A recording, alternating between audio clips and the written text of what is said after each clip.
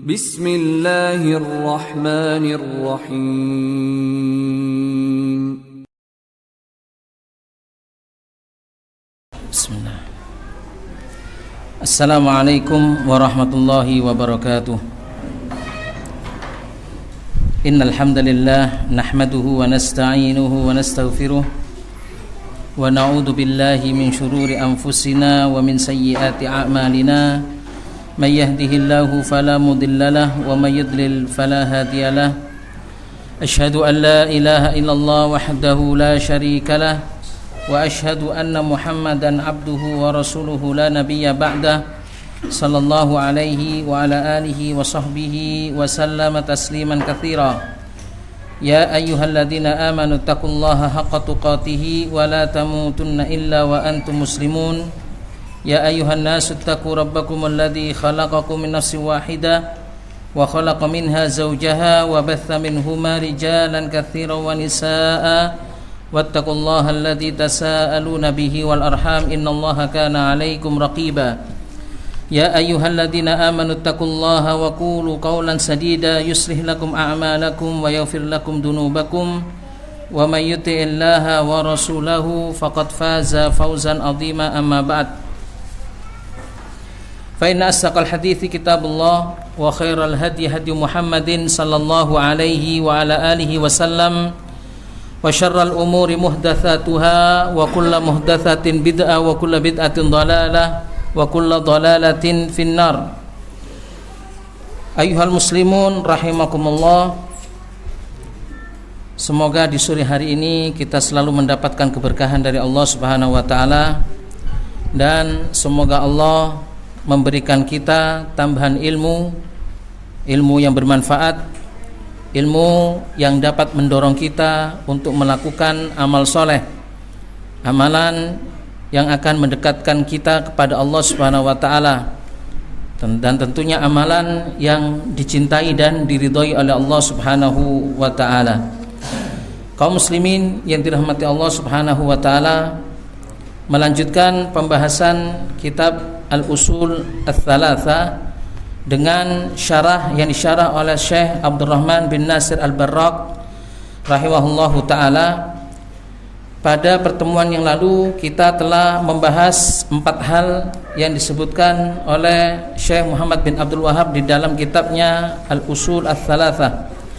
4 hal atau 4 masalah yang wajib untuk kita ketahui bersama sebelum kita mengetahui hal-hal yang lainnya, yaitu ilmu yang dimaksud adalah ilmu agama, ilmu kitab, ilmu sunnah. Dan yang kedua adalah al-amal bihi, mengamalkan ilmu. Di sini dijelaskan dalam hal ilmu ada kaitannya dengan mengetahui Allah Subhanahu wa taala sebagai Rabb kami, Rabb kita, Muhammad sebagai nabi kita, dan agama Islam sebagai agama kita dengan dalilnya.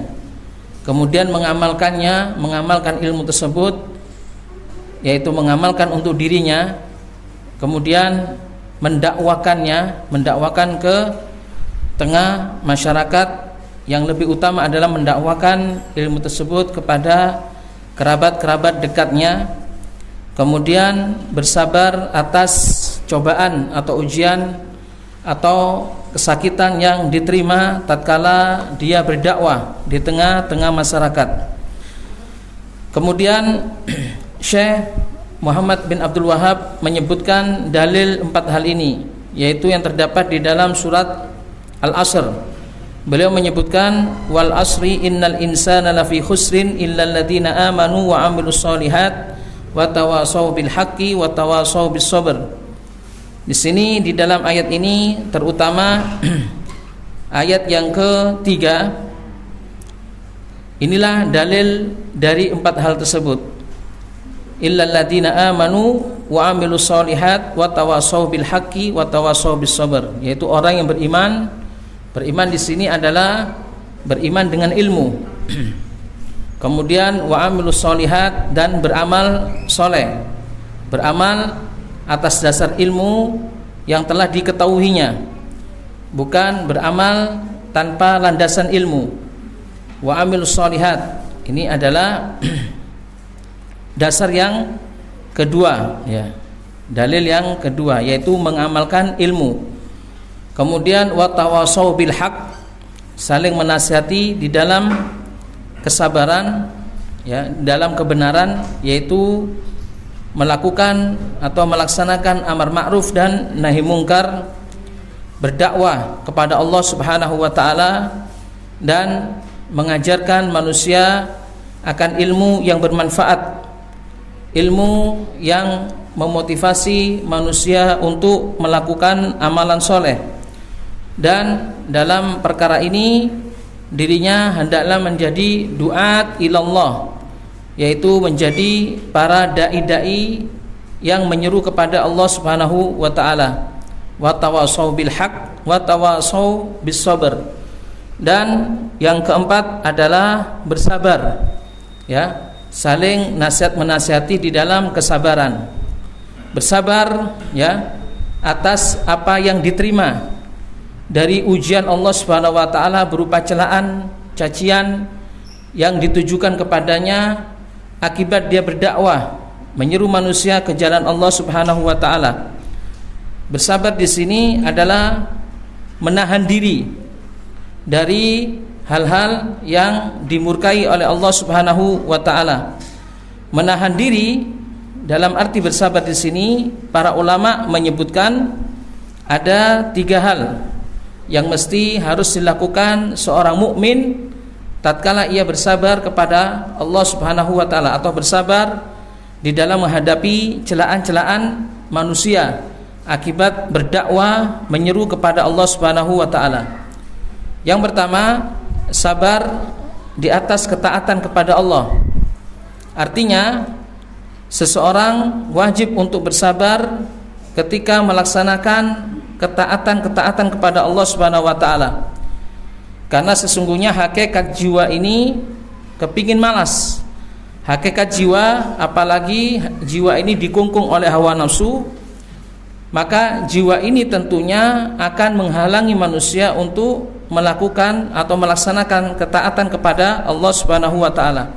Di samping itu juga jiwa ini sejatinya ingin, ya, tidak berbuat apa-apa, malas, ingin beristirahat. Karenanya ketika seseorang melaksanakan ketaatan kepada Allah, hal ini juga dibutuhkan kesabaran. Karena pada hakikatnya ma'asyiral muslimin, ketaatan kepada Allah Subhanahu wa taala salah satu sifatnya adalah al-mudawamah, yaitu kita melaksanakannya dengan kontinu, dengan ajek. Dan ketaatan yang seperti inilah adalah ketaatan yang terbaik. Karenanya Nabi SAW menyatakan di dalam hadisnya, khairul a'mal adwamuha wa in qalla. Sebaik-baik amalan adalah amalan yang dilaksanakan dengan dawam, yaitu dengan kontinu, dengan ajek, walaupun amalan tersebut sedikit. Maka melaksanakan ketaatan tidak akan bisa kita melaksanakan ketaatan dalam arti ketaatan yang ajek manakala hal ini tidak dibarengi dengan kesabaran. Seperti contohnya kita melaksanakan sholat, apalagi sholat 5 waktu yang kita laksanakan sehari semalam 5 kali, ya, terutama sholat-sholat yang membutuhkan mujahadah seperti sholat subuh, ya, seperti sholat asar ataupun sholat isya dan sebagainya. Maka sholat-sholat seperti ini, ya, dalam pelaksanaannya membutuhkan kesabaran. Untuk itulah Rasulullah SAW membedakan antara orang-orang yang beriman dengan iman yang hakiki dengan orang munafik terletak dari sholatnya. Secara umum terletak dari sholatnya. Allah Subhanahu wa ta'ala berfirman, innal munafiqina yukhadi'una Allaha wa huwa khadi'uhum wa idza qamu ilas sholati qamu kusala yura'unan nas wa la yadhkuruna Allaha illa qalila. Munafik, orang-orang munafik itu adalah orang-orang yang menipu Allah, padahal mereka tertipu dengan diri mereka sendiri. Wa idza qamu ila shalah, mereka jika berdiri untuk melaksanakan salat, qamu kusala, mereka berdiri dalam keadaan malas. Yura'unan nas, kalaupun mereka berdiri maka mereka inginnya untuk dilihat oleh manusia. Yura'unan nas wala yadhkurunallaha illa qalila, dan mereka tidaklah berzikir menyebut Allah Subhanahu wa taala kecuali sedikit. Terkhusus salat Isya dan salat subuh. Nabi sallallahu alaihi wasallam menyatakan tentang perihal orang kafir, bagaimana mereka malasnya dalam dua salat ini. Kenapa kok salat Isya, salat subuh? Nah, para jamaah, karena dua salat ini dilaksanakan di waktu malam, yang mana ya tidak memungkinkan seorang munafik untuk dilihat atau pamer dengan salatnya di hadapan orang banyak. Karena kebanyakan di dua waktu ini adalah waktu di mana manusia sudah berada di rumah mereka. Karena ya mereka malas untuk melaksanakan salat Isya dan salat subuh secara berjamaah. Nabi SAW bersabda, "Athqalus salati 'alal munafiqina salatul isya'i wa salatul fajri." Salat yang paling berat dilaksanakan oleh orang munafik dalam arti salat berjamaah adalah salat Isya dan salat fajar, salat subuh. Walau ya'lamuna ma fihima la atauhuma walau habwa. Seandainya mereka mengetahui pahala yang diberikan oleh Allah ya dari dua salat ini, maka niscaya mereka akan mendatangi masjid untuk melaksanakan salat ini berjamaah walaupun dalam keadaan merangkak. Seperti amalan puasa, amalan jihad fisabilillah. Amalan-amalan seperti ini adalah amalan-amalan yang berat untuk dilaksanakan, kecuali orang-orang yang sabar melaksanakannya. Karenanya ya, setiap amalan jika dilaksanakan secara kontinu, maka dalam hal ini dibutuhkan kesabaran. Itu sabar di dalam melaksanakan ketaatan kepada Allah. Ini kesabaran yang pertama. Sabar di dalam menjauhi atau menghindari hal-hal yang diharamkan oleh Allah Subhanahu wa taala. Para jamaah, sebagaimana jiwa kita, hawa nafsu kita akan sangat dominan mendekat kepada perkara-perkara yang diharamkan oleh Allah Subhanahu wa taala. Wa ma ubarri'u nafsi innan nafsa la'ammaratun bisu. Si jiwa ini selalu membisikkan, mengantarkan kepada perkara-perkara yang buruk, perkara-perkara yang diharamkan oleh Allah. Karena jiwa ini senang pada sesuatu yang apa? Yang disukai oleh jiwa, yaitu syahwat ya. Karenanya para jamaah yang dirahmati Allah, di dalam ya menghindari maksiat-maksiat Allah, di dalam menghindari apa-apa yang diharamkan oleh Allah, kita akan berhadapan dengan jiwa kita sendiri. Berhadapan dengan apa? Jiwa kita dan hawa nafsu kita. Karenanya hal ini juga membutuhkan kesabaran ya. Kesabaran di dalam mengekang hawa nafsu agar hawa nafsu tidak terlalu cenderung kepada perkara yang diharamkan oleh Allah Subhanahu wa taala. Maka barang siapa ya yang menang di dalam menguasai hawa nafsunya dan mampu untuk menundukkan hawa nafsunya kepada ketaatan kepada Allah dan menghindarkan hal-hal yang dilarang oleh Allah Subhanahu wa taala, maka sungguh dia orang yang beruntung. Kemudian sabar yang ketiga, dan hal ini kesabaran yang ketiga, 1, 2 dan 3 ini adalah kesabaran yang mesti harus ada pada seorang yang beriman.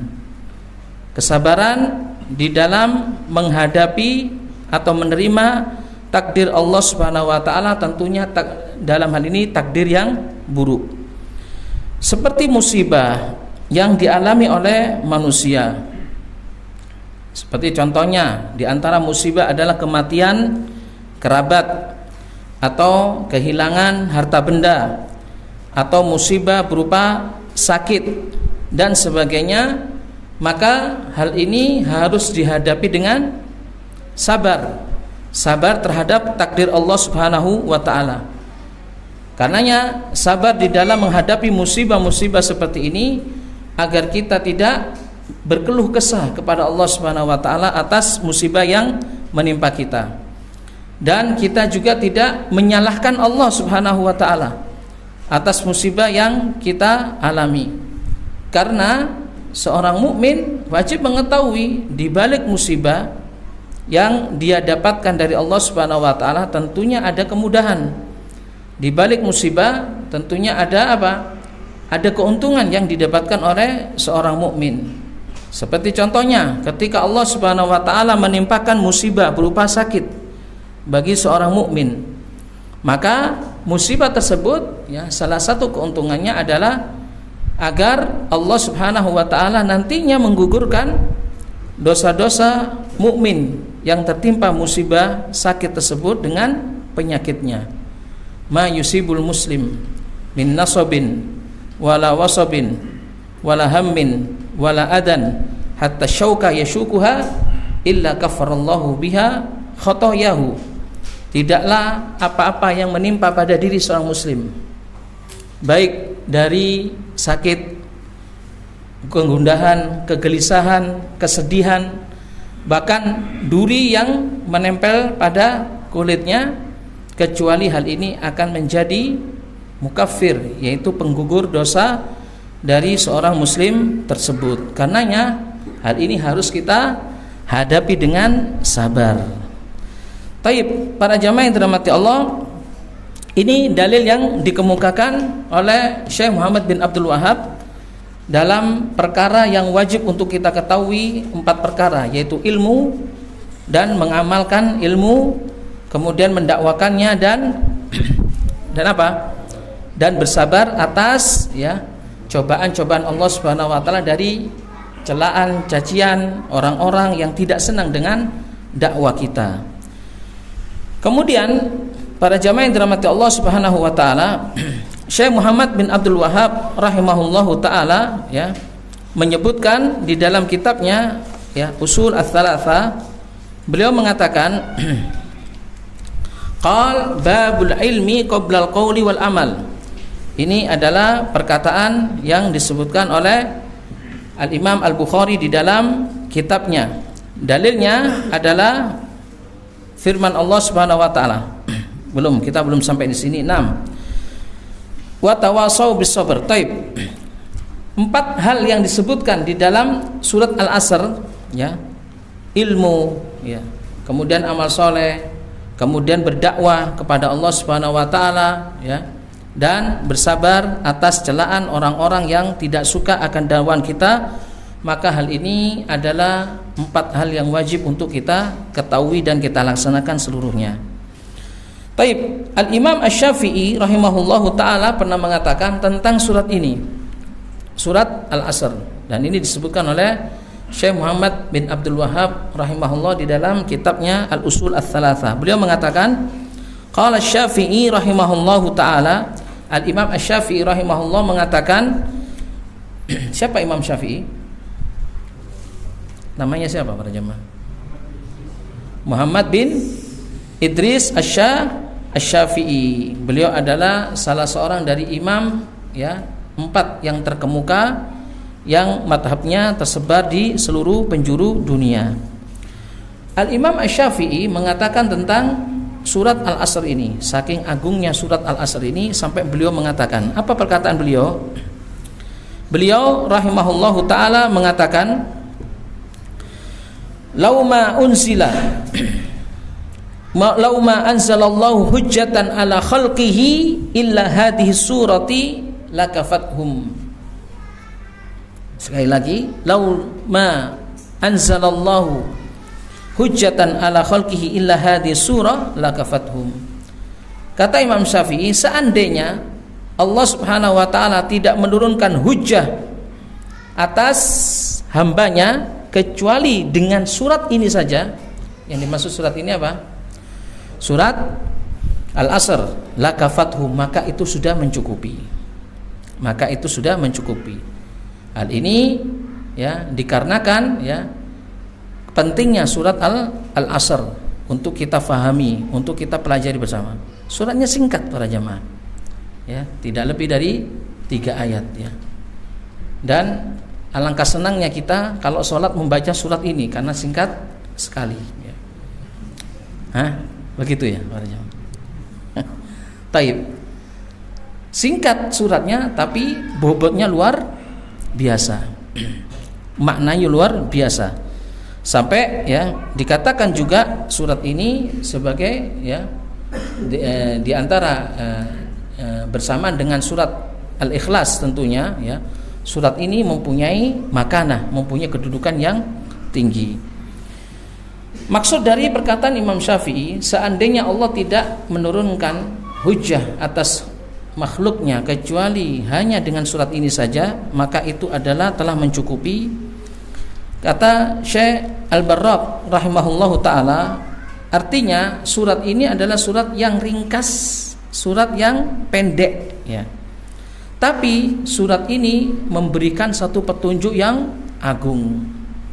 Surat yang ringkas, pendek tapi memberikan petunjuk yang agung. Bahwa di dalam surat ini menunjukkan manusia itu terdapat 2 kelompok. Kalau kita pahami di awal surat ini, wal asri innal insana lafi khusrin illal ladzina amanu wa amilus solihat wa tawassaw bil haqqi wa tawassaw bis sabr. Kira-kira 2 kelompok manusia itu apa saja? 2 kelompok manusia itu adalah ada manusia yang rugi, dan ini yang banyak ya. Dan ini yang banyak. Ada manusia sebaliknya yang beruntung. Artinya bahwa sesungguhnya seluruh manusia itu mengalami kerugian, seluruhnya tanpa terkecuali. Karena Allah mengatakan innal insana lafi khusrin, pada asalnya manusia itu dalam keadaan merugi. Kemudian Allah Subhanahu wa taala mengecualikan di dalam surat ini 4 sifat, di mana jika manusia memiliki 4 sifat ini maka dia akan keluar dari kerugian tersebut. Apa itu? Jika manusia tersebut mempunyai sifat ilmu ya, illal ladzina amanu, beriman. Ya, beriman tentunya beriman yang didasari pada ilmu. Wa amilus solihat, dan juga beramal soleh. Karena imannya, maka imannya tersebut, ilmunya tersebut terdorong untuk melaksanakan amal soleh. Wa tawassaw bil haqq wa tawassaw bis sabr, dan saling menasihati di dalam kebenaran, saling menasihati di dalam kesabaran. Karenanya para jamaah yang dirahmati Allah, jika kita ingin, di sini ada wasiat dalam surat ini, jika kita ingin keluar dari kerugian, maka amalkan 4 hal ini. Paham? Amalkan 4 hal ini, yaitu iman, amal soleh, saling nasihat-nasihat di dalam kebenaran ya, saling menasihat-nasihati di dalam kesabaran. Kemudian Al-Imam Al-Bukhari rahimahullahu taala mengatakan,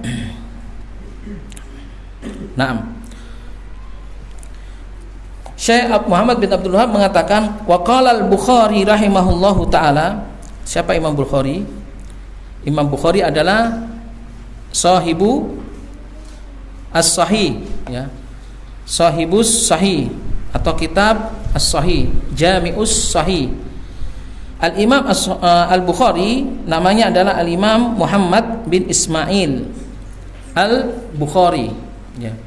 Dia Sahibus Sahih. Kitabnya dinyatakan oleh para ulama as-sahhul kutub ba'dal Quran. Kitabnya adalah kitab sahih hadis ya Nabi SAW, yang mana kitab ini adalah kitab yang paling sahih ya setelah Al-Qur'anul Karim. Beliau mempunyai kitab Al-Jami' As-Sahih ya. Di dalam kitab beliau Al-Jami' As-Sahih ada satu kitab di dalamnya yang namanya Kitabul Ilmi, bab tentang babul ilmi qoblal qawli wal amal, bab berilmu terlebih dahulu sebelum berkata dan bertindak atau melaksanakan. Babul ilmi qoblal qawli wal amal, bab tentang ilmu sebelum berkata dan berbuat. Dalilnya kemudian Al-Imam Al-Bukhari menyebutkan setelah babnya ini, beliau menyebutkan dalil dari firman Allah Subhanahu wa taala surat Muhammad ayat 19. Beliau mengatakan, fa'lam annahu la ilaha illallah wastaghfir li dzambik walil mu'minina wal mu'minat. Allah Subhanahu wa taala berfirman, wa'lam, fa'lam, maka ketahuilah annahu la ilaha illallah, bahwasanya tiada sesembahan yang berhak disembah dengan benar kecuali Allah. Wastaghfir li dzambik walil mu'minin, dan mintalah ampun engkau ya dari dosamu, untuk dosamu dan untuk kaum mukminin. Di sini Syekh Muhammad bin Abdul Wahab mengatakan dari kitabnya Imam Bukhari, beliau mengatakan fabada'a bil ilmi qoblal qawli wal amal. Maka Al-Imam Al-Bukhari menyebutkan di dalam babnya ini ya, mendahulukan ilmu sebelum berkata dan berbuat. Artinya ya, Allah Subhanahu wa taala di dalam ayat surat Muhammad ayat 19 yang dijadikan dalil dalam babnya ini, Al-Imam Al-Bukhari memberitahukan terlebih dahulu kepada kita, mendahulukan akan ilmu sebelum berkata dan berbuat. Karenanya Allah berfirman, fa'lam, ya, fa'lam, maka ketahuilah, maka ilmuilah. Nah, artinya seperti itu. Maka ketahuilah, maka ilmuilah. Allah menyebut dalam ayat ini pertama kali ilmu dahulu. Fa'lam, ya, annahu la ilaha illallah, ya. Fa'bada Allahu fil ayati bil ilmi qoblal qawli wal amal wa huwa al istighfar, ya. Allah Subhanahu wa taala di dalam ayat ini mendahulukan ilmu sebelum berkata dan berbuat, yaitu beristighfar. Fa amarallahu awwalan, Syekh Al-Barrak mengatakan, maka Allah Subhanahu wa taala memerintahkan pertama kali di dalam ayat ini adalah al-ilmu bit tauhid, yaitu ilmu untuk bertauhid. Karena Allah berfirman, fa'lam annahu la ilaha illallah, yaitu ilmu ya tauhid, ilmu yang berkenaan dengan Allah Subhanahu wa taala, berkenaan dengan keesaan Allah. Dan ilmu ini adalah ilmu yang paling penting untuk kita ilmui terlebih dahulu, ya.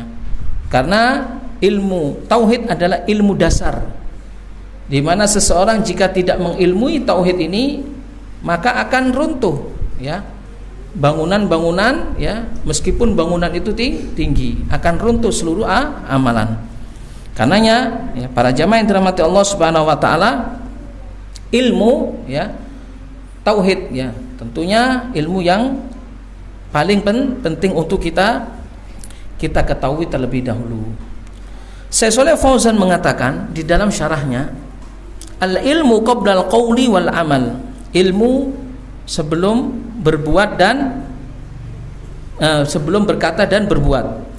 Beliau mengatakan, li'annal amal la yanfa illa idza kana mabniyan 'alal ilmi. Karena sesungguhnya amalan tidak akan bermanfaat kecuali amalan tersebut dilandasi dengan ilmu. Amal al-mabni ala jahlin, adapun amalan yang didasari atas kebodohan, ya, kebodohan ini lawan dari ilmu, fa innahu la yanfa sahibahu bal yakunu wabalan wa dhalalan.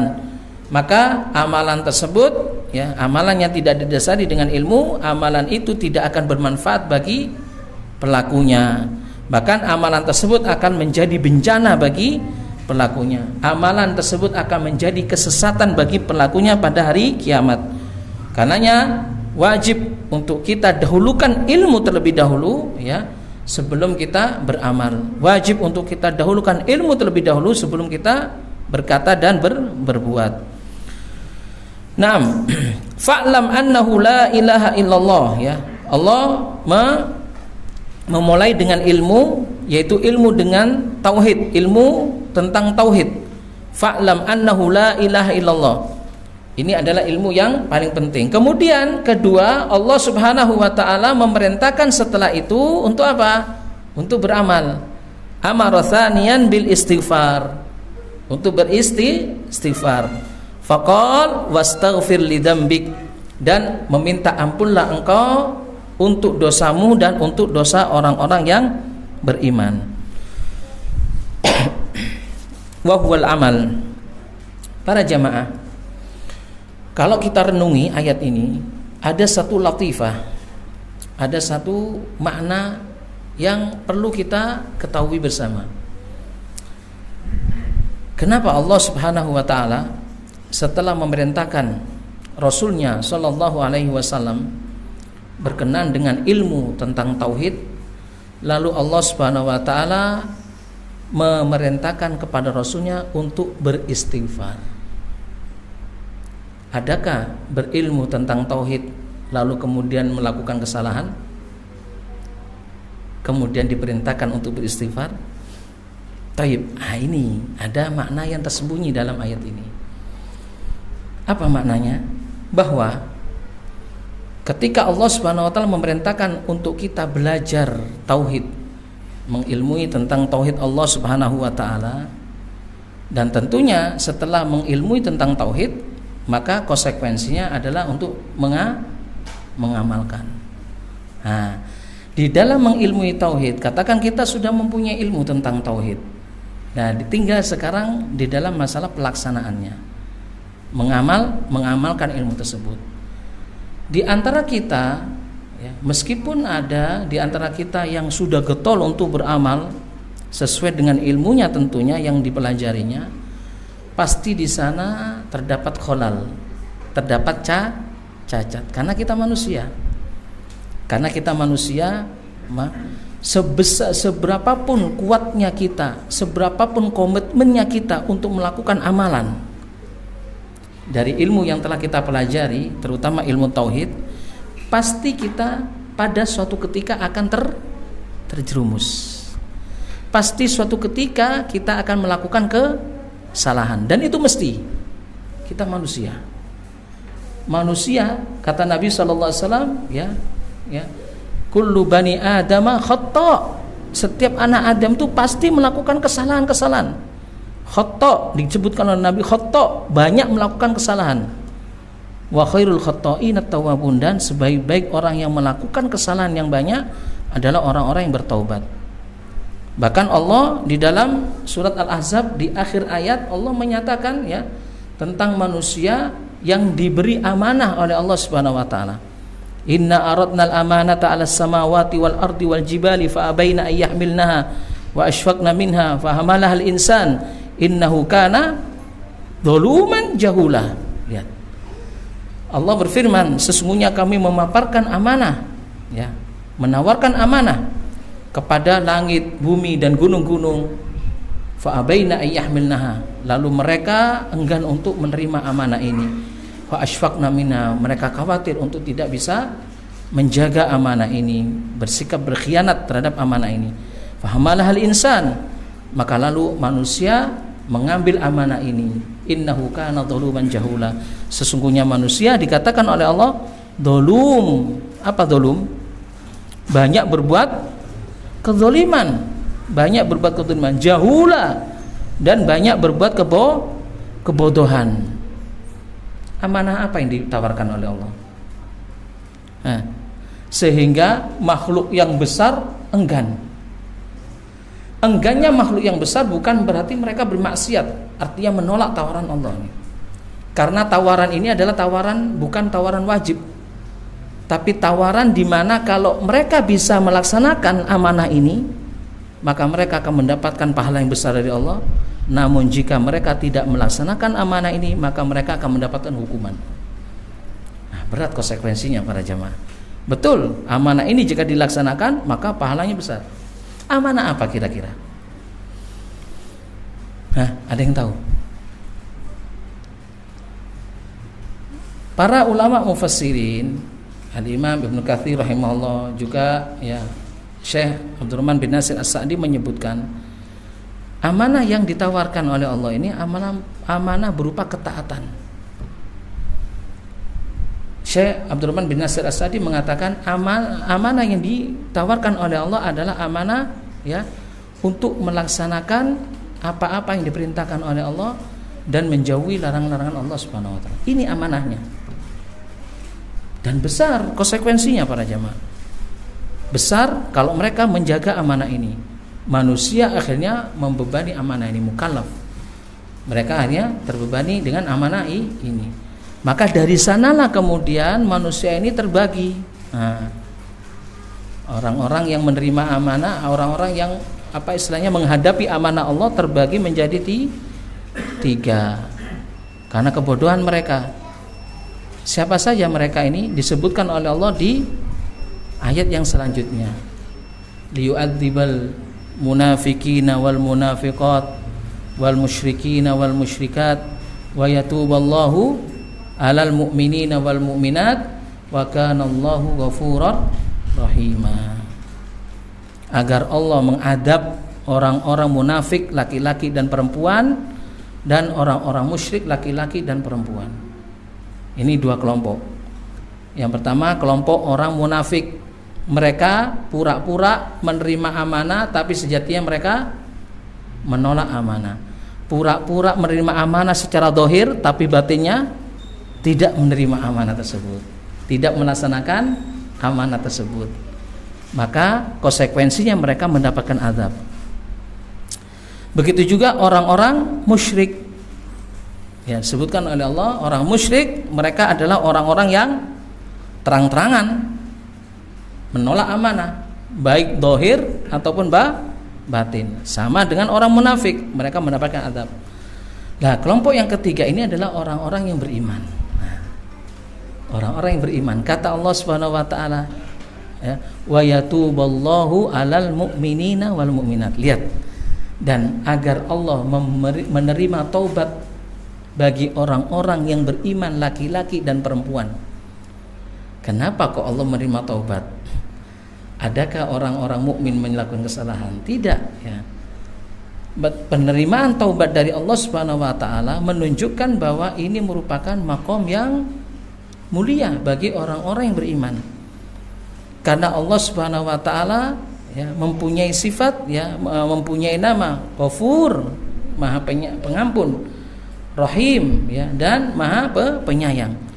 Atas dasar konsekuensi sifatnya ini Allah Subhanahu wa taala mengampuni orang-orang yang beriman. Orang-orang yang beriman tidak melakukan kesalahan, tapi pasti dia terjerumus dalam kesalahan. Apa maksudnya? Orang yang beriman dengan keimanannya tidak mungkin dia melakukan kesalahan karena dia ingin menjadi hamba Allah yang mulia. Tapi meskipun begitu, orang-orang beriman pasti berbuat kesalahan. Cuma bedanya mereka dituntun oleh Allah Subhanahu wa taala untuk apa? Untuk menghapus kesalahan-kesalahan yang dilakukannya dengan apa?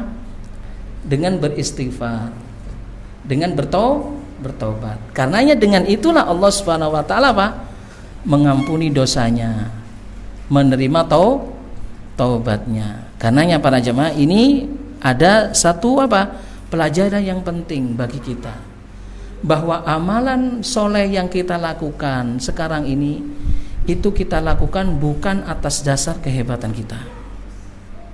Kita ini makhluk yang lemah, makhluk yang penuh salah, penuh dosa, makhluk lemah.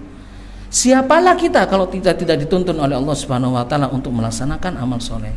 Karenanya kita tidak boleh berbangga diri dengan amalan soleh yang kita lakukan, ya, berujub, ya, berbangga diri dengan amalan yang kita lakukan. Kenapa?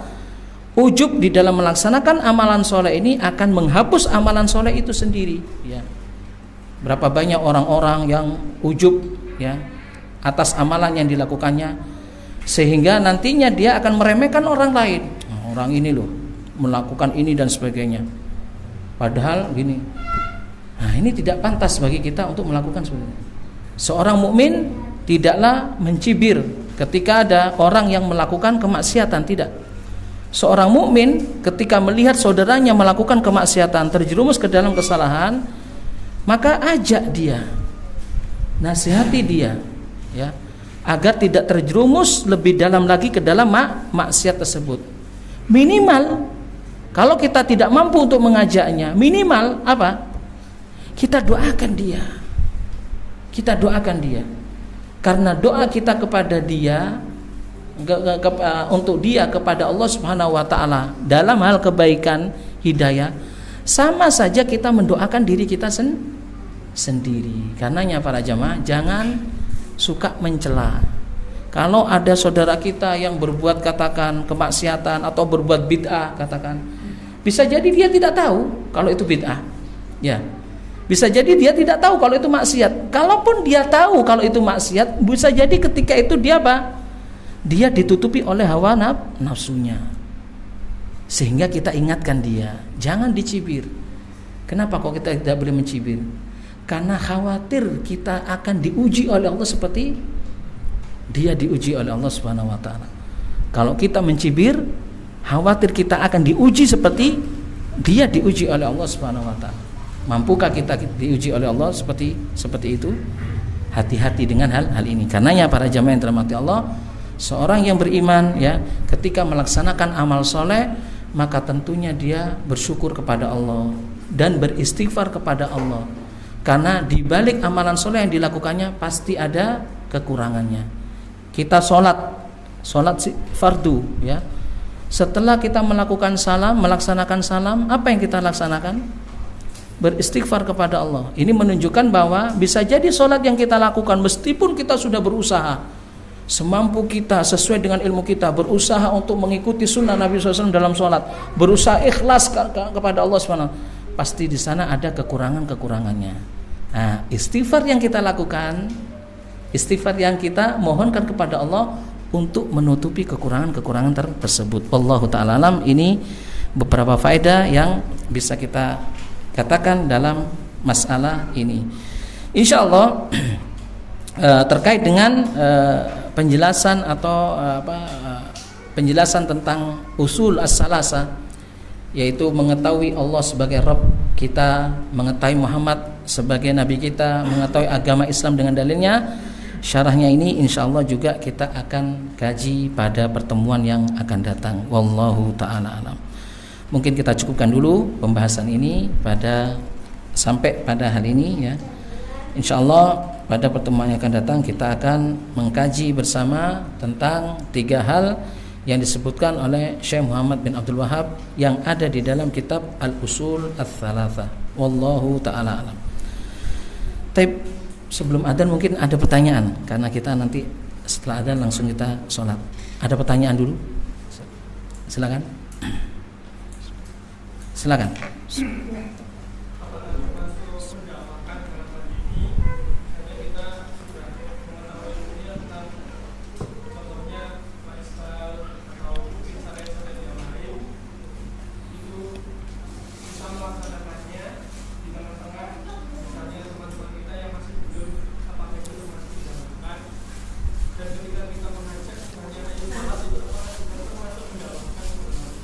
Iya, termasuk mendakwakan.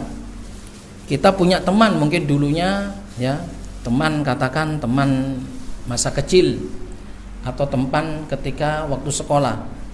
Kita bertemu dengan mereka. Mereka rata-rata orangnya masih ya, celananya masih isbal ya. Dan kita tampil dengan tampilan berbeda dengan mereka. Apakah ini termasuk mendakwakan di tengah-tengah mereka? Iya.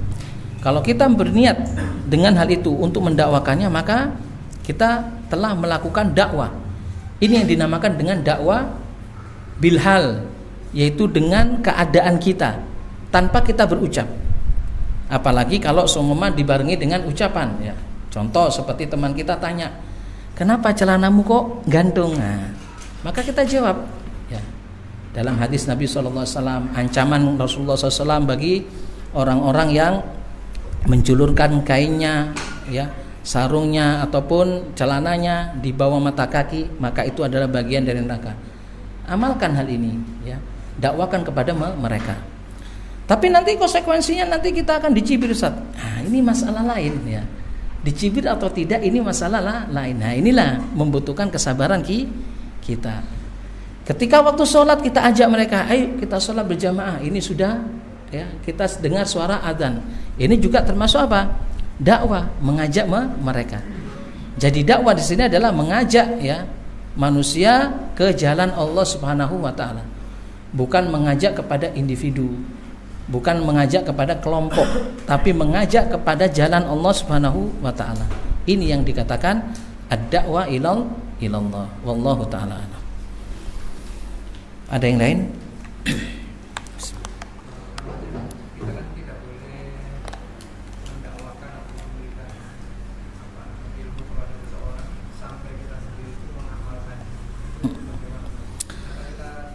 Nah,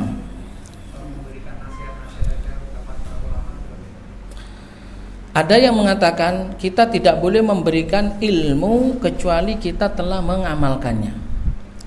Pernyataan ini ada benarnya, tapi ada beberapa hal yang perlu diluruskan.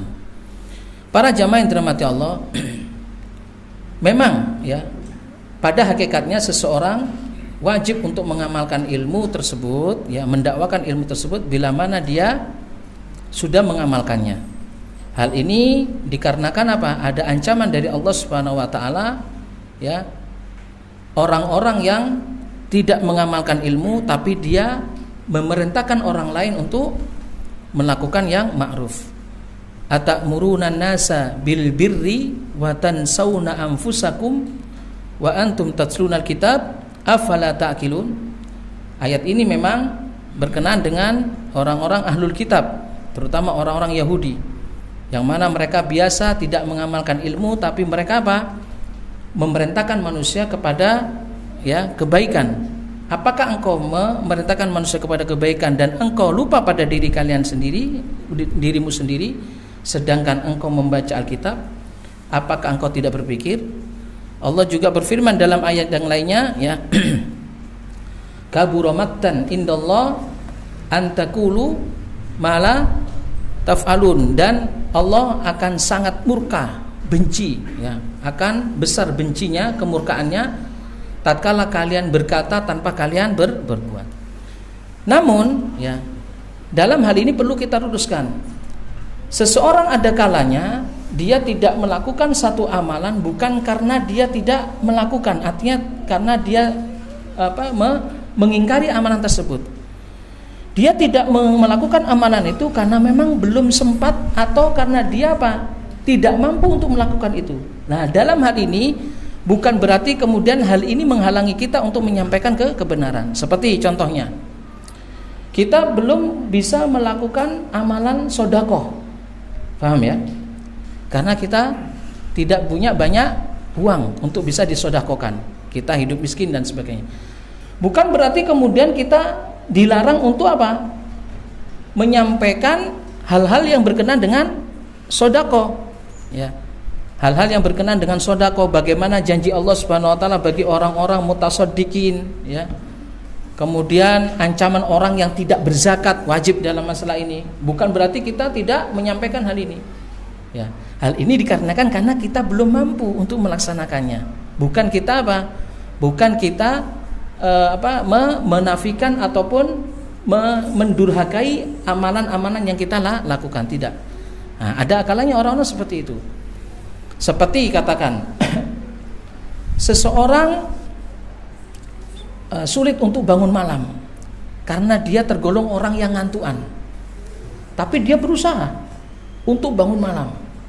Cuma kadang bangun malam, kadang tidak bangun malam karena memang ngantuan. Ya, kalau sudah tidur pulas seperti orang mati, katakan. Namun bukan berarti dia tidak boleh menyampaikan apa? Hal-hal yang berkenaan dengan apa? Fadilah, keutamaan sholat malam, ya.